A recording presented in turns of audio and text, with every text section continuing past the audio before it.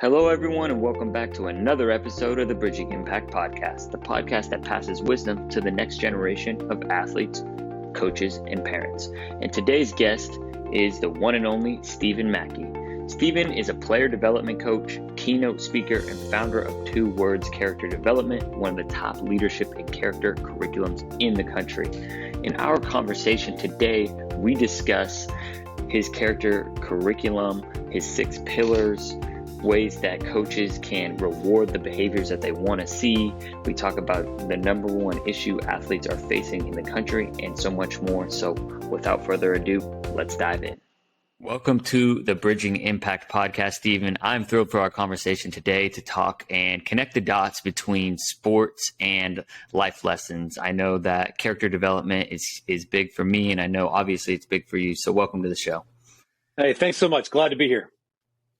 All right, so let's dive right in. The first question we ask all of our guests is, what is your definition of impactful leadership?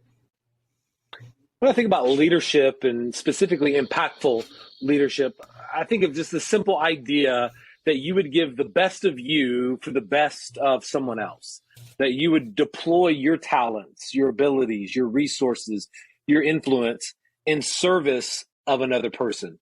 And it's, you think about how we see the exact opposite of that so often. We see people who will exploit their talent, exploit their position, exploit their resources for their own gain, to be one who in sports, on a team, in a family, in the game of life, deploys the best of themselves in service of someone else. To me, regardless of title or position, is someone who's qualified to be an impactful leader. I think that's an important point. And before we dive into the 2 Words Character Development and story, I actually would like you to share a little bit on what do you think the difference is? Because I was having this conversation with my dad a while ago too on like the difference between like transformational leaders and like transactional leaders, right? And exploiting and taking, like if it's a coach and they have a great player, they take advantage of that great player and they don't transform them. What do you think great leaders do instead of that? Again, I think it comes down to what is the end goal. When I work to advance only myself, then I may or may not advance only myself. When I work to advance another, this upside down truth comes to life in that when I work to serve other people, then I get and I grow myself. That I think it was Zig Ziglar said, you can have anything you want in life if you just help enough other people win. And the wisdom of the godfather of motivation makes sense right there. That in coaching, when we coach to help our kids win, then our kids win and we win. When we coach to only win for ourselves and we use our kids, sure, we may advance in our career. We may get that next position, that stepping stone. But I don't know that we actually really win, because what we leave in the wake is students who have broken hearts, students who have placed their trust and then had it broken. We leave students with a hardened heart instead of a prepared heart. And so I don't know that we can win when we try to exploit others for our own gain. Yeah, I think that's a really good point and is a great kind of bridge and segue to, I would love to hear about your story of founding 2 Words and building 2 Words Character Development so you can transform the lives and have that correct winning end goal for athletes and honestly schools and just people that are behind the athletes. So I started 2 Words Character Development in 2017, January 12th to be exact.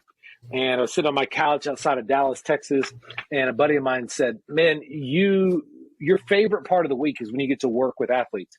Because I'd volunteered for 7 years as a player development coach with a local high school football team in my community. And he said, your favorite part of the week is when you get to do that. That's the thing you love the most. We had started posting videos online of some of the locker room talks. And he said, man, people love hearing you do that. I said, man, I think you can make a living doing that. And I said, James, I give 7-minute talks before football games. You don't make a living doing that. And he gave me the best piece of advice. He said, Mac, don't start with no, start with yes. If you knew it would work, what would you do? And the power behind that advice was just that simple truth that where you focus, you finish. That when you start with no, you'll find all the reasons that you can't do something. But when you start with yes, then you start to see all the reasons why it could be possible. And then you start to act like it. And then growth follows.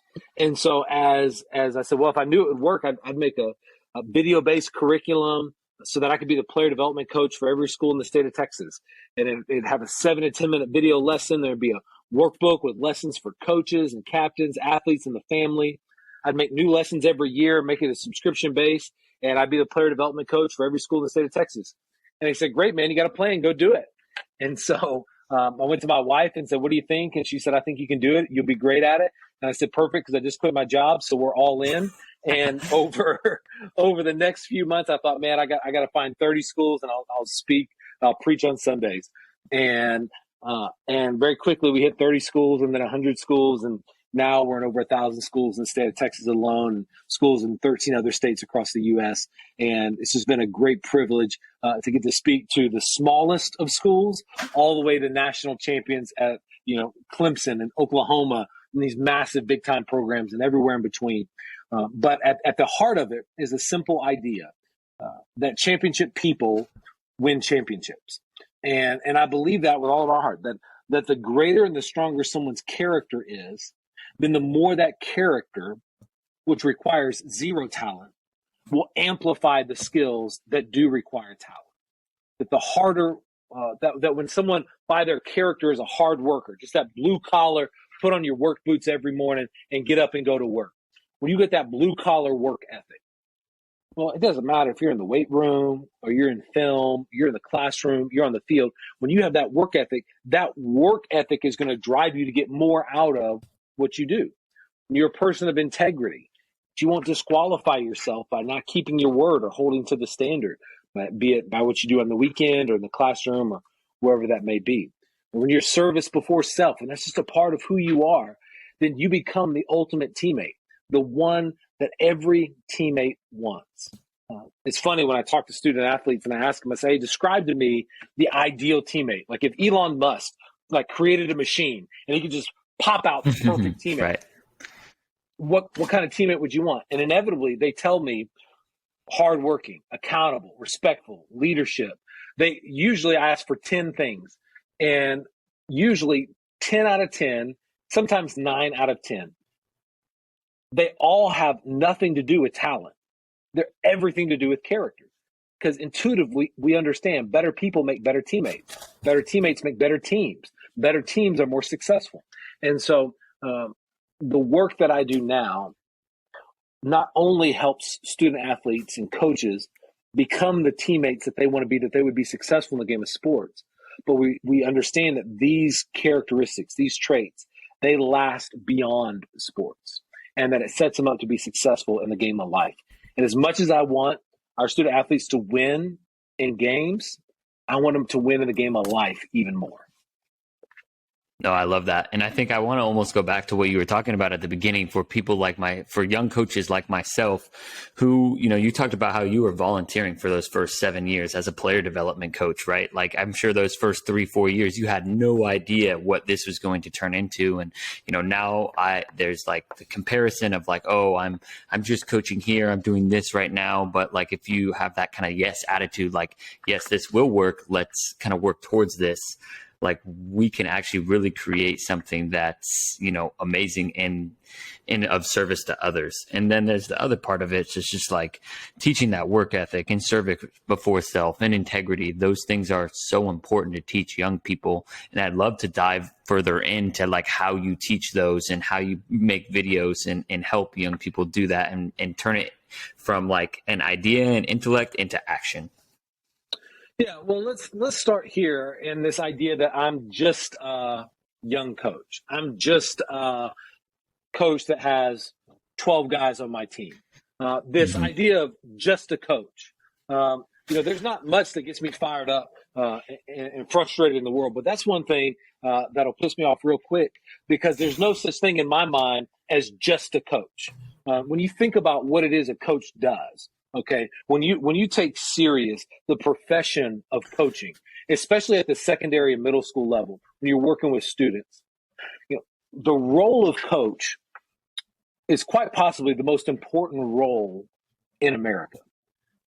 that there are very few people who spend more time with students than coaches do. As I work with coaches across the country, man, my coaches, they spend more time with somebody else's kid than they do with their own kids.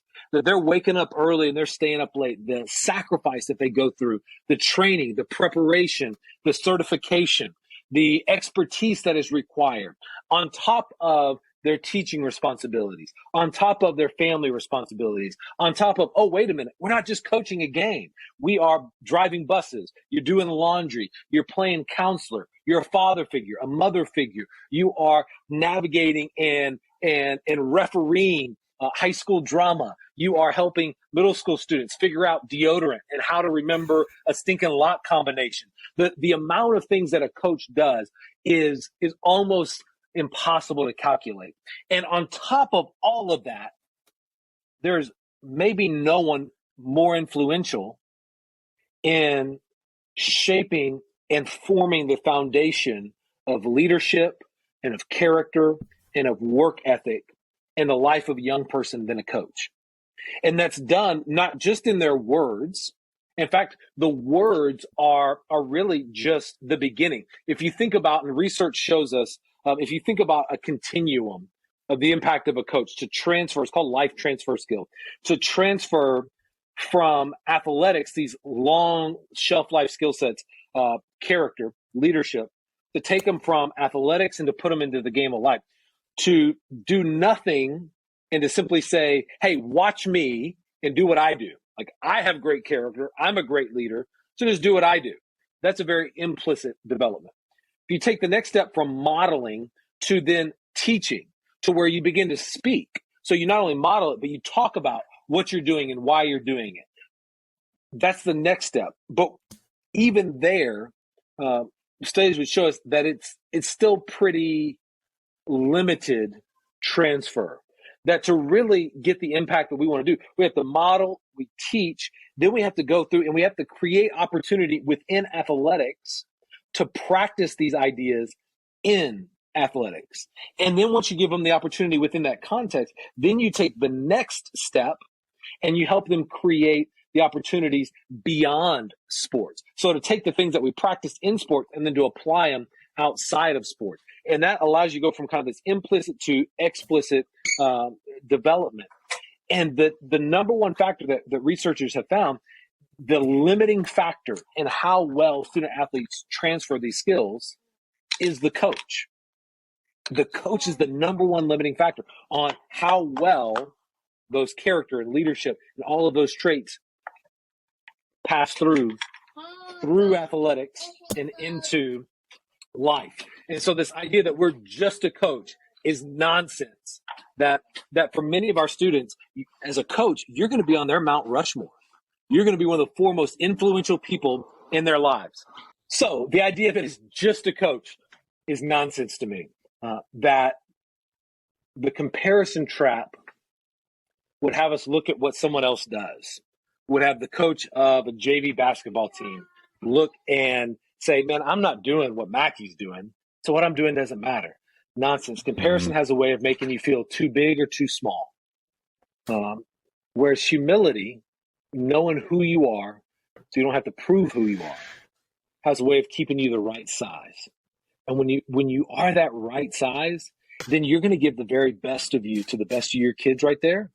And that intrinsic drive is going to be the difference, because you're going to listen to your kids and you're going to know your kids and you're going to find out where your kids struggle, what they do well, what opportunities they need. And you're going to contextualize that character and leadership development to your kids in a way that will make it most impactful. Yeah, I love the idea of that internal wisdom, and it begins within. And that I never thought about comparison as in thinking yourself as too big, which I actually think is a big challenge for athletes. And even when I play pickup basketball, sometimes I'll be like, oh, I'm better than these people, and then I'll stink it up, right? Like as soon as I start doing that, like I won't play well. And I think having that internal self-awareness and knowing who you are is so important, and helping kids and coaches develop that, and recognizing that being a coach it is so much more than just being a coach. And I think that's one of the reasons I've been I've been kind of pulled towards coaching. I kind of stumbled into it once I moved here in LA and ended up being like, okay, maybe this is something I was put here on the universe to do, to serve, to be able to teach, connect those dots of life lessons, of character development. And so with that, like, I'm curious for me as myself, like, I understand some of the ways of modeling it and role modeling it, but you're talking about like the opportunity to practice some of these skills in, a sports setting. What does that look like? So I think we need to think about, as you are developing your curriculum, as you're developing what it looks like to train up students in your program, character and leadership. I think it's important to identify what the core values are for you, the core pillars.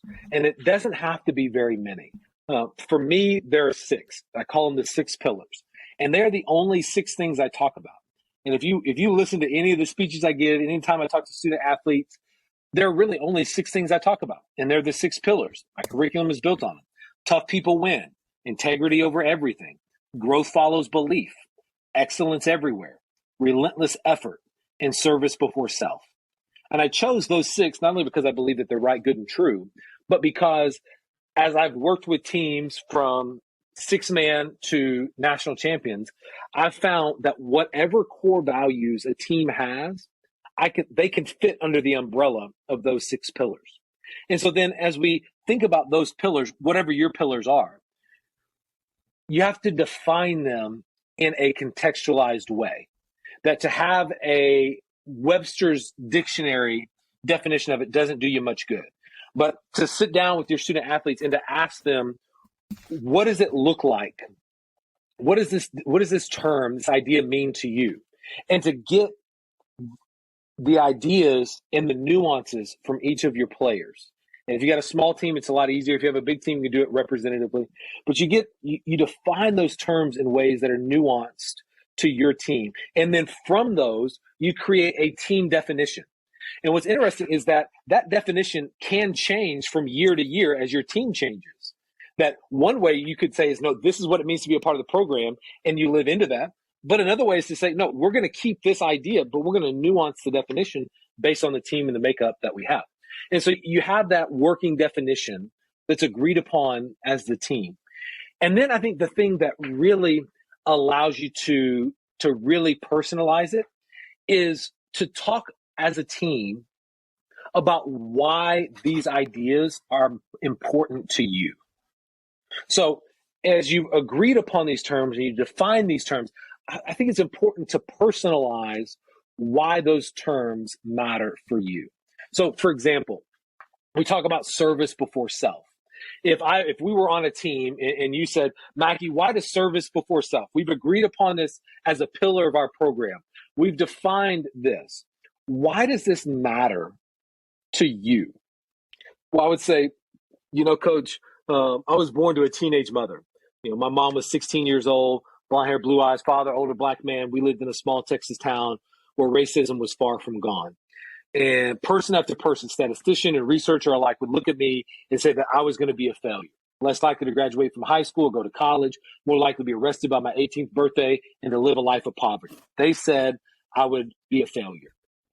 But my maternal grandparents chose to raise me. They chose to make me their own. They chose to sacrifice, to start over, to endure the talks behind their back, to endure the persecution of raising a mixed race child and all of this. And they worked hard and they gave their life, the last years of they gave the best of themselves in service that I might have a chance. And so when I talk about service before self, Coach, this isn't just some idea. Like, I'm sitting here today because that was modeled for me in my life. And by making it personal, a couple of things happen. All of a sudden, for me, I'm like, yeah, this isn't just an idea. All right. But what happens for you is you're like, wow, Mac, I didn't know that about you. Right. And then you begin to share with me. And I go, man, I didn't know that about you. And it gives us the opportunity to kind of walk a mile in somebody else's shoes. And that vulnerability, that openness builds trust. And that trust leads to a sense of, hey man, I trusted you with this. And so now when you stop doing this, hold on, like we're breaking a contract right here. And it opens up the opportunity for accountability and the encouragement of confrontation. I don't know if you ever think about confrontation as an encouragement, but that's exactly what it can be. And so it allows us to bring that in. And then once we've made that personal and we've shared that with one another, then I think the last step that we need to do is we need to make some commitments to some actions of how we can live those out. And we sit down and say, okay, hey, if service before self is one of our pillars, we've talked about why it's important, then what are some actions that we can do starting today? And to make a list of actions and to brainstorm. And it could be 20 things. But the idea is that you would help students as they're developing and understanding what it means to be a servant, for example, to give them actions to say. Just like if you're going to expect that your student athletes call one another out, then you've got to equip them with language to call each other out in a helpful way. Or if you're going to expect them to encourage one another, you've got to equip them with phrases to encourage one another with. And at first, it will be kind of the canned. But as they get reps at it, then they're going to be able to take it and make it their own. And so I think we do the same thing with those core values, is we make some commitments and some actions that they can put into practice. Now, when we see that, we got to celebrate it. As a coach, you got to celebrate it. You've heard it many times, but what gets rewarded gets repeated. And so when we reward and celebrate and elevate people living out those commitments of our core values that we defined and agreed upon, then that's what's going to get celebrated. And so those are some of the things I would begin to think about as you're thinking about how do I do this with my team. Define as a team those values that matter. Give definitions to them. Talk about why they matter in a personal way, how they connect to a person's story. Make commitments and specific actions that they can do that will allow them to execute and exhibit those traits and then celebrate it. That's powerful. And then the next step, is then to create opportunities outside of sports to go live those out. So whether that's doing community service as a team, whatever the case may be, but to then, once you've built that opportunity within the program, then to go outside of it. Yeah, and I'd love to dive more into that, but I just want to, kind of reiterate what you're saying, and I appreciate you for sharing it and making your value personal for the listeners as well. And I was kind of listening and imagining, right? Like, I think it gives players ownership over the values, right? Because otherwise, if you're talking about the Webster dictionary definition, it's just like, okay, this is coach's definition and this is coach's team. This is, right? There's no ownership. But when you help them kind of honestly articulate, you're working on those critical thinking skills, but also helping them connect it to a personal story. Okay, hard work. Sharing a similar story. I had my grandparents are from the Azores. They didn't speak a lick of English when they came here, and my grandfather was a lumberjack, and then my dad ended up building houses and building a successful business, and all sacrifice and service and hard work and ethic, and those things I'm tied to. And my mom's side is a similar one of service as well. So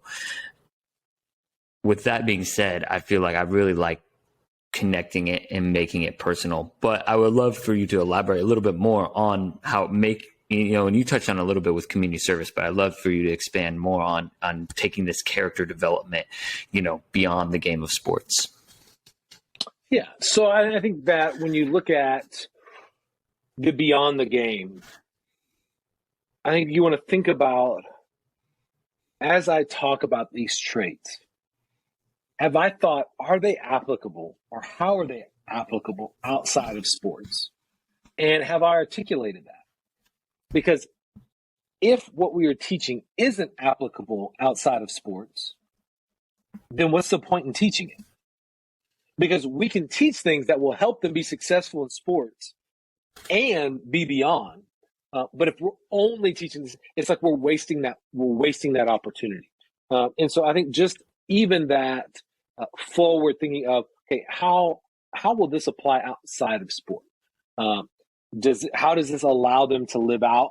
If they live out these pillars, what kind of person would they become?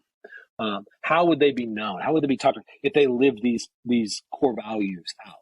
And then you find opportunities, community service, whether that's, this happens at my son and daughter's school. The varsity football team comes down to the elementary school every game day, and they're in their jerseys and they greet the students and they open the door and they high five them and they bring great energy, because a big thing in our town, we're a small town, is school pride, called Panther Pride. And that's something that they talk about at the elementary level, the middle school level, the high school level, is that Panther Pride. And so when those football players are opening up the doors, high-fiving kids, welcome them onto campus, that builds that sense of Panther Pride. And that is an overflow of the things they talk about in athletics, in the classroom, and in life. I think about just making these connections. I had a coach send me a message just last night, actually. And she said, this week our lesson was 5 Ps. Prior preparation permits proper performance. And so we were talking about that lesson in the curriculum. And she said, we talked about and we prepared ourselves to go for 5 games, 5 sets. We prepared conditioning. We prepared mentally. We prepared and what the rotations would look. All these things we talked about what it would look like to go to game 5. And then she said, we got there and we went to game 5. And this game lasted so long. She said it started at like 7 and it went till 10 p.m. She's like, but we were able to be successful because we practiced the 5 Ps. Prior preparation permits proper performance. And then she said something that just warmed my heart. And she said, this is going to be one of those lessons that my students are not going to forget for a long time. Because as we were walking through just the struggle of the game, we brought up the thing that we talked about in practice. We said the 5 Ps. And that gave us such confidence to say, hey, ladies, we prepared for this. We've been talking about this all week long. Now all we got to do is go and execute. And I think that the number of times students have told me, the lessons I learned in football or basketball or soccer, he's like, when my coach told me this, or the way my coach treated me in the situation, I didn't know it then, but now all these years later, when I found myself in a similar situation, what I went back to? The thing my coach did. That's huge. I mean, and that's applicable, right, for when they graduate, whether it's high school, college athletics, maybe they play professionally, but they're in a workplace, and they're challenged, with, let's say it's a presentation, right? But if they know that they prepared and they're ready to go, right, that's that life skill that they learn from athletics, and that was taught from, making it applicable. I think that's a big thing that maybe I'm actually learning right now too, is sometimes like assuming that when you teach something that like applies to life, but you don't talk about how it also applies to life too. Do you find that some coaches do that? Yeah. Yeah, absolutely. And you got to think, remember the continuum. And I need to think about the researcher that founded this idea, but you think about this continuum: model and talk, model, talk, and practice in sports, model, talk, practice in sports, connect outside of sports. That the whole continuum, it takes all of it. But where most coaches will stop is at the talking, because the favorite sound that they have in their life is their own voice, and they think just because I said it that they're going to practice it. Well, that's not true, right? We've got to give the opportunity. We've got to teach them how to do it, and so on. I'll give you a great example. It's a young man I'm so proud of. His name's Donovan. And he was a senior quarterback, and one of the lessons we'd done, it talked about not only how to respond when you get called out, but how to call out those on your team who aren't living up to the standard, whatever the standard may be. And after having walked through that lesson, he said, we've got a star running back. He's a junior, junior, and he's got all the talent in the world, but he's a terrible teammate. And we're kind of to the point where we would almost rather risk losing without him being on the team than winning with him on the team. So there's very much some division on there. But nobody had talked to him about it. Nobody had said anything. So they've been talking all these things behind their back. but I hadn't said anything face to face. And we talked about the rule of three, that if you think something about someone or say something to someone else about a person 3 times, then the fourth time you have an obligation to say it face to face. That if you can't get over it in 3 tries, then the fourth time it becomes your responsibility. It becomes your issue to go say something to them face to face. And so he said, we were talking about that, thinking about that. And I just realized I've talked to my teammates, I've talked to all these people, but I've never talked to him about it. And so what he did was he invited him to dinner one night. They went out to burgers, and he said, we were sitting there across from him. And I remember I didn't want to be a red marker, because we talk a lot about, we think sometimes holding people accountable or coaching them up means being a red marker, like on that grade school paper where that English paper where you got it wrong, there's all the red, missed a comma here, circle there, X there, all the red marker. Sometimes we think that's what it means to hold somebody accountable. Parents are the worst at this, by the way. Parents talking to their kids after games. They think they're engaging with them, being helpful and encouraging, and all they're doing is red marker, red marker, red marker. It's not helpful. So he said, I knew I didn't want to do that, because that's what we talked about. So what I did was I said, look, man, here's what I see in you. You have an unbelievable talent. You're getting recruiting letters out the wazoo. I wish I had the talent in my whole body that you have in your pinky. Man, you're incredible. And we're a better team because of your talent. He said, but here's the deal. He's like, man, and I just don't think anybody has shared this with you. And so I'm gonna share something with you. And I want you to know I'm telling you this because I feel like you're my brother. And I care about you and I want the best for you. He said, man, you're a great talent, but you're not acting like a very good teammate. He said, there are guys on the team that don't trust you, that they look at the way that you exempt yourself from things that everyone else is doing. Other guys are busting their butts, and you don't have to work as hard as we do to be as good as you are.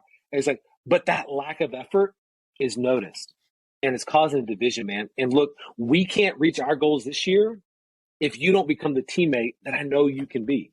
And next year, when you're a senior, man, you're set up to be a team captain, but it's not going to happen, man. And I want more for you than that. And man, he sat down, he just had this genuine heart to heart. I was so proud, man, a high school senior talking to a high school junior. And they had this conversation, man, and it was a turning point in their relationship.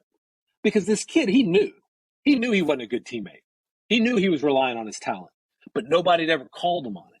And so when this kid, Donovan, called him on it, he said, okay, well, wait a minute. Like, maybe this dude actually cares enough about me to tell me the truth.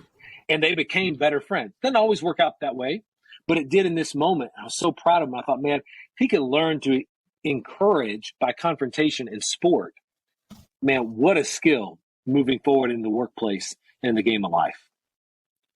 Yeah, I think what I hear there is a few things that I really feel like he didn't label him as you are a bad teammate. You said you are not acting like a good teammate, right? Not saying like end all be all, you're a bad teammate, right? You can become a good teammate and you can come here. And it's almost, I feel like the way you worded it is like he was inviting him into the team and like saying, hey, like these are some conversations that are going on, not labeling him like you're a bad teammate. We don't want you here, right? But we love you. We want you here, but we need you to pick up the effort, right? And so, and be a part of this so we can become something, and then you can become a leader. And obviously that's eventually going to transfer when he goes and plays in college, and that's a lot higher level, right? He's probably going to be, when he's competing at running back with other running backs, like his attitude may make or break whether he's getting 20 snaps or 10. And so that's a big deal. And that then goes to the NFL. And so it's all kind of trickling down is from what I hear. And I think a big thing that I've been trying to work with some of the coaches that I oversee is I really like what you're talking about.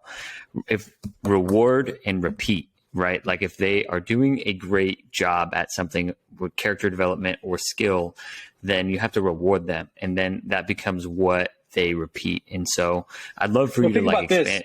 Yeah. I'll expand in this way. So I had a coach come to me, and they said, hey, here's how we find our team captains. And I forget the name of the coach, but basically they laid out the leadership traits, the core values, and then they had the players and the coaches rank players and grade players, peer evaluation on those traits. They said, okay, if these are the traits that we value, who on the team lives these things out the best? And then those with the best scores became the ones that were awarded the positions of leadership.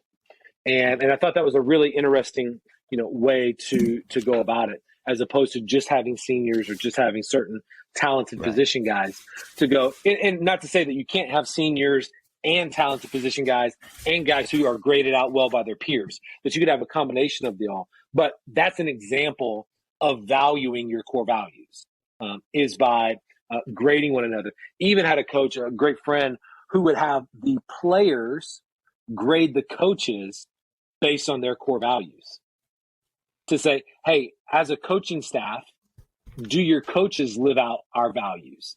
And that was a part of the coaching staff evaluation at the end of the year.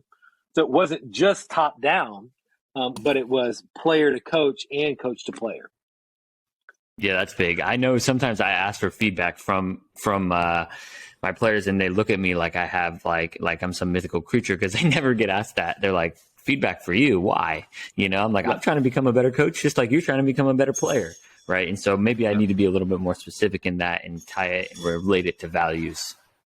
Yeah, think about in year-end exit interviews or senior exit interviews, sitting down with those that are transitioning out of the program and asking them, the questions that matter, and there's a certain sense that when we ask the question, hey, is there anything I can do better? Sometimes it comes across as a false humility, because there's this sense of like, well, man, like, can I really tell you the truth? Do you really want to know the truth? Right. And so then asking, okay, what are specific ways? What are intentional ways that we can get some of that feedback?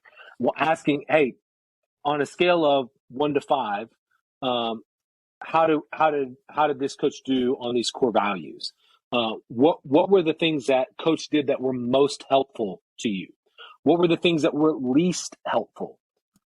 If you could change something about your experience in the program, what would you change? Things like this, where you're inviting them not to stroke your ego, right, but instead you're inviting them to take ownership in what will be left behind and how the program will grow. Is a different way to go about that. Yeah, I think it's a little more specific too, right? And it's almost like giving them a little more ownership over, the growth and the process and the scale, and like, it's just a little more specific at the end of the day. Like, you have to be specific and genuine about that feedback, which I remember listening to your previous podcast on the Coach Forward, is that that's one of the most powerful things, is specific and genuine feedback. And, as we wrap up this conversation, I'd love for you to share a little bit more about the number one challenge that you were talking about athletes are facing right now across America that you surveyed. Yeah. So as I talk with student athletes, again and again, they tell me, man, mental health is one of the biggest issues that they're facing.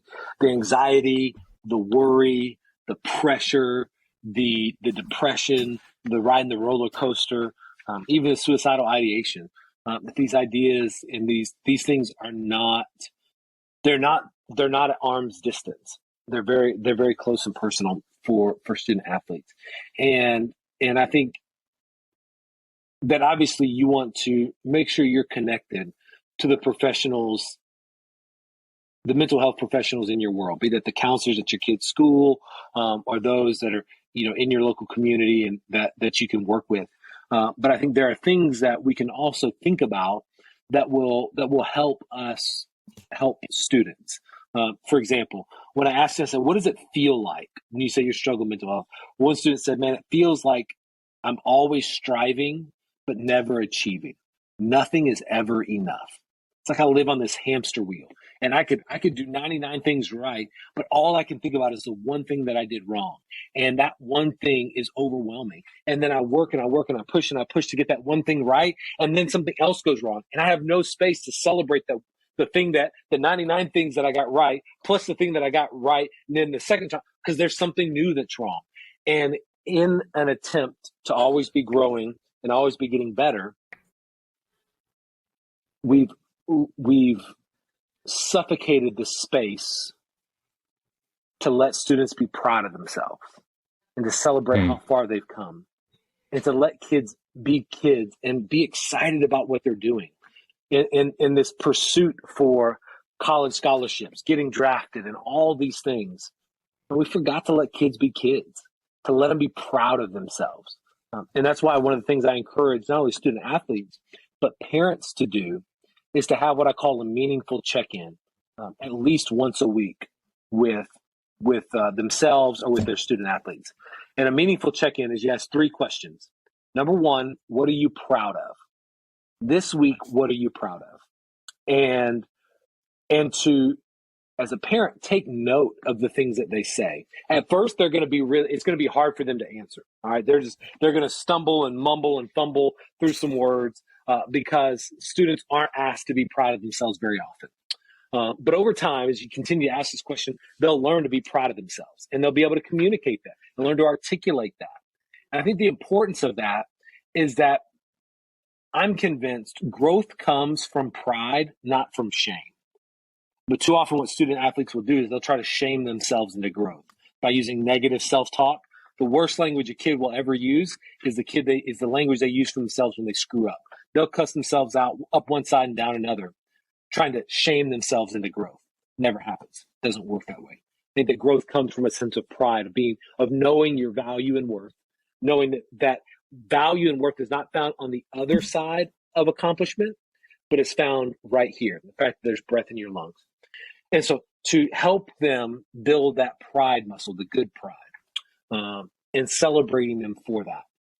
And taking that opportunity to encourage them with the things that you are proud of them for. The second question is, what surprised you this week?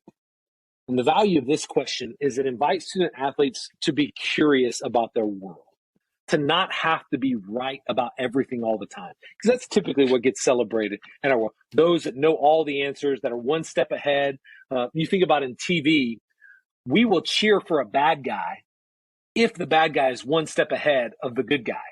We just want to cheer for the one that already knows, that's thinking 3 steps ahead. But when we ask and celebrate being curious, then it allows us to kind of stay humble, to go, I didn't expect that. I didn't see that coming, but I learned from it. Man, I was so, my heart was filled. I didn't expect the fans to cheer so loud. They showed up, they had a sign there. I didn't expect that at all, but man, it filled my heart up. Just the sense of being allowed to be surprised and to be curious, to not have to know all the answers, to not have to have everything figured out, but to go in and to want to learn more and engage deeper is a fun question to ask. And then the third question is, what did you learn this week that you want to put into practice next week? And the wording of that really matters, because oftentimes what we'll say is, what did I get wrong this week that I want to get right next week? Remember, where you focus, you finish. When I focus on what I did wrong, it's more often that I'm going to carry the wrong forward than I'm going to make the right forward. But to say, what did I learn this week, says, because this week is past, whether I won or I lost, I was my best or my worst, the only usefulness of this past week is as a classroom.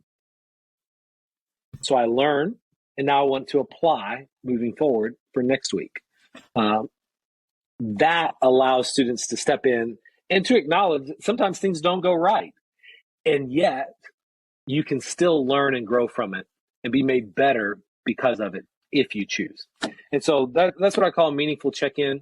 And those are just some conversations that you can have that can help students get off that hamster wheel.